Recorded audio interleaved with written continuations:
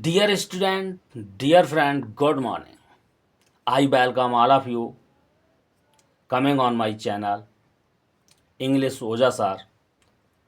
I teach the poem A Tiger in the Zoo explained very easily before you. At this time, I read word by word. 10th class की first flight book से a tiger in the zoo poem को पढ़ते हैं, समझते हैं, पढ़ना start करते हैं। This poem contrast a tiger in the zoo with the tiger in its natural habit. ये पोएम दो टाइगरों के बीच कंट्रास्ट, विरोधाभास प्रतीत रिप्रेजेंट करती है, बताती है। जैसे एक टाइगर जू में है, एक टाइगर नेचुरल हैबिट मतलब वनों में रहता है, तो दोनों में अंतर क्या होता है, इस अंतर को ये पोएम बताती है। इसी कंट्रास्ट को हम समझते हैं।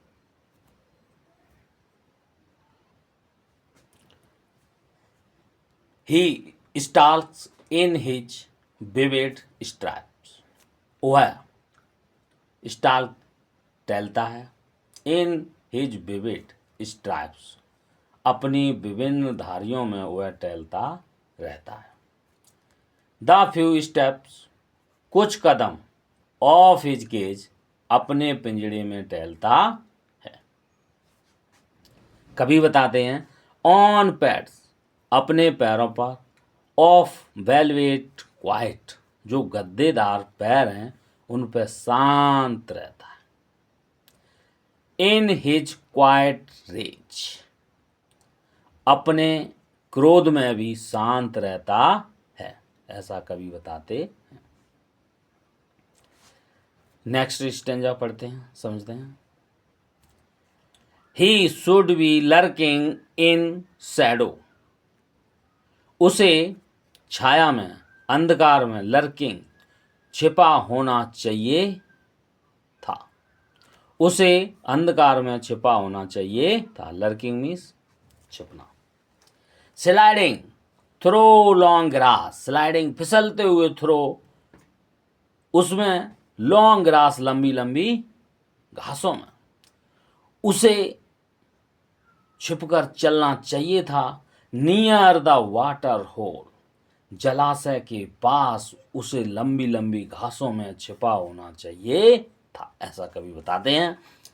वेयर जहां, वेयर जहां, प्लाम्प डियर पास, मोटे मोटे हिरन पास में गुजरते हैं, पानी पीने के लिए आते हैं, वहां उसे होना चाहिए था। उसे उन मोटे मोटे हिरनों की शिकार करनी चाहिए थी, क्योंकि जो टाइगर और शेर होते हैं वो शिकार करते हैं,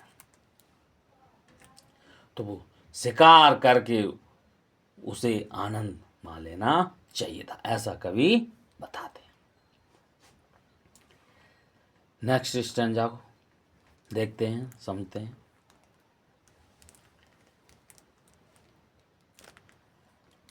he should be snarling around houses. उसे घरों के चारों ओर गुर्राना चाहिए था। कभी बताते हैं मेरे डियर फ्रेंड, ही उसे शुड बी स्नेरिंग अराउंड हाउसेस, उसे घरों के पास जाना चाहिए था, गुर्राना चाहिए था। एट द जंगल एज, उसे जंगल वनों के किनारों पर होना चाहिए था, जिससे कि गांव के लोगों में दहशत फैलाने देनी चाहिए थी। आगे बताते हैं। Baring his white fangs, fangs means होते हैं उसके जो दांत हैं उसको बताया जा रहा है। फेंस अपने वाइट दांतों को दिखाना चाहिए था, या दिखाते हुए हिज क्लॉज अपने पंजों को, क्लॉज मीन्स जो टाइगर और शेर के पंजे होते हैं उसको बताया। अपने पंजों को, अपने सफ़ेद सफ़ेद दांतों को दिखाना चाहिए था, मतलब जब दांत दिखाता है तो डर लगता है, उसको बता रहा है कभी। हाँ, आगे बताता है। टेरराइजिंग द विलेज, हाँ विलेज का मतलब है गांव के लोग। टेरराइजिंग मीन्स आतंक मचाना, इससे टेररिस्ट बनते हैं। टेरराइज, टेरराइजिंग ही एडजेक्टिव है। टेरराइजिंग आतंक मचा देना चाहिए था। द विलेज, जहाँ गांव के लोग हों, ऐसा उसे करना चाहिए था, लेकिन नहीं कर पाता, उसे जेल में बंद कर दिया गया। ऐसा कवि बताते। इसको समझते हैं। He should be snarling around houses, उसे घर के चारों तरफ होना चाहिए था। एट द जंगल एज, उसे वनों के किनारे होना चाहिए था। वेयरिंग हिज वाइट फैंस, उसे अपने चमकीले दांत या सफ़ेद दांत दिखाते हुए, हिज क्लाउज, अपने पंजों को, टेरराइजिंग द विलेज, गांव में आतंक फैला देना चाहिए था। नेक्स्ट स्टेंजा देखते हैं, कवि बताते हैं।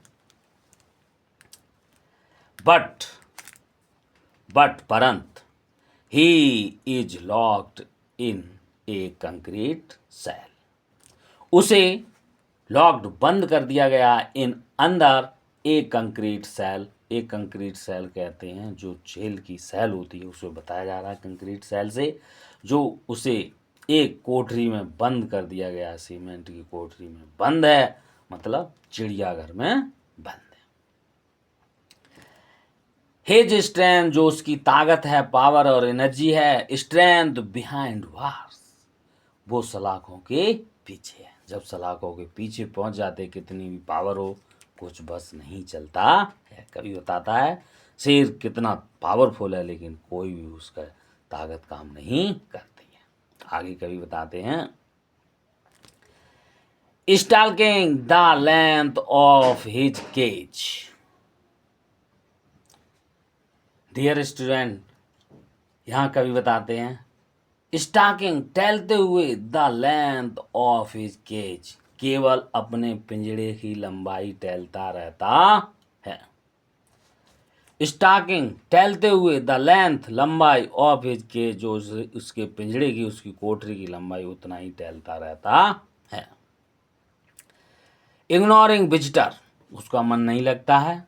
हम कभी बताते हैं इग्नोरिंग, नज़रअंदाज करता है, विजिटर, आगंतुकों को, आने जाने वाले लोगों में उसको कोई इंटरेस्ट नहीं है, कोई आनंद नहीं लेता है, ऐसा कभी बताते हैं।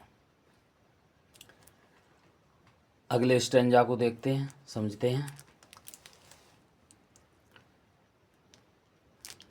ही हियर्स, वह सुनता है, ही हियर्स, वह सुनता है, the last voice at night, रात में अंतिम आवाज को सुनता रहता है।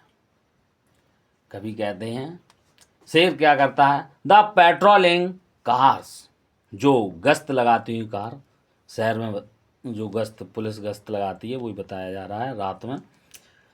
द पेट्रोलिंग कार्स, गश्त लगाती हुई जो कार हैं, एंड, और स्टेयर, घूरता रहता है, विद हिज ब्रिलियंट आइज, शेर की चमकीली आंखें होती हैं, वही कभी बता रहे हैं।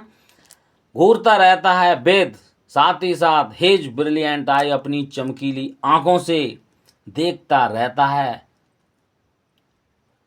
कहता है जिसके पास शक्ति होती है, सलाखों के पीछे पहुंचने के बाद चमकीली आंखें हो, कितनी भी शक्ति हो, कोई काम नहीं करती है। कभी यहाँ बताएंगे एट द ब्रिलियंट स्टार्स, रात में जो सितारे चमकते हैं वही बता रहे हैं। एट द ब्रिलियंट स्टार, जो चमकीले सितारे हैं उसकी तरफ देखता रहता है। एक बार समझते हैं बढ़िया से। He hears the last voice at night, रात में सुनता है, the patrolling cars, petrol car, गश्त लगाती हुई कारों को, एंड स्टेयर, घूरता रहता है, विद हिज ब्रिलियंट आई, अपनी चमकीली आंखों से, एट द ब्रिलियंट स्टेयर, चमकीले तारों की तरफ, सितारों की तरफ बताते हैं कवि। यहाँ पोएम ख़त्म होती है, फिनिश करते हैं। और पोएम अगर पढ़ने में आनंद आया हो, अच्छा लगा हो, लाइक एंड शेयर करें और कमेंट करें, और अगली पोएम नेक्स्ट वीडियो में बताएंगे। तब तक इंतज़ार करें। Thank you, may you live long, get pleasure more and more. End तक वीडियो देखने के लिए बहुत बहुत धन्यवाद, बहुत बहुत धन्यवाद। Thank you.